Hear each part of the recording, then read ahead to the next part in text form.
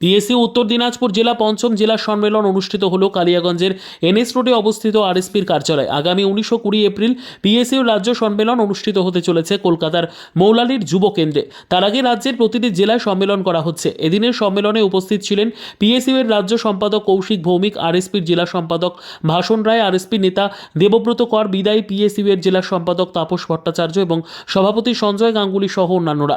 এদিন বর্তমান শিক্ষাঙ্গন এবং জাতীয় শিক্ষানীতি এবং ছাত্র সংসদ নির্বাচন নিয়ে বিস্তারিত আলোচনা হয়। জেলার বিভিন্ন প্রান্ত থেকে আসা 49 জন ছাত্রছাত্রীদের উপস্থিতিতে লালটু দাসকে জেলা সম্পাদক এবং সঞ্জয় গাঙ্গুলিকে সভাপতি করা হয় এবং 11 জনের জেলা কমিটি গঠন করা হয়। আমি পিএসসি এর পশ্চিমবঙ্গ রাজ্য কমিটির সম্পাদক কৌশিক ভৌমিক। আজকে দক্ষিণ দিনাজপুর উত্তর দিনাজপুর জেলার পঞ্চম সম্মেলন অনুষ্ঠিত হলো। আমাদের রাজ্যের সম্মেলন আছে 19-20 এপ্রিল মৌলালী যুব কেন্দ্র কলকাতাতে।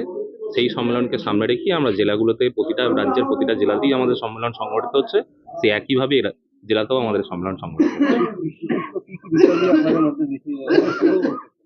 আমাদের দাবি হচ্ছে, এই সম্মেলনকে সামনে রেখে আমাদের দাবি যে রাজ্যের প্রতিটা কলেজে ছাত্র সংসদ নির্বাচন করতে হবে, অবিলম্বে নয়া জাতীয় শিক্ষানীতিকে বাতিল করতে হবে এবং শিক্ষার যে বেসরকারীকরণ এবং গৈরিকীকরণ তার বিরুদ্ধে ছাত্র আন্দোলন গড়ে তুলতে হবে।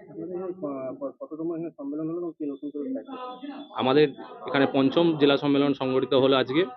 সেখানে সম্পাদক নির্বাচিত হয়েছে লালটু দাস এবং সভাপতি নির্বাচিত হয়েছে সঞ্জয় গাঙ্গুলি। ব্যুরো রিপোর্ট, উত্তর বাংলা সংবাদ।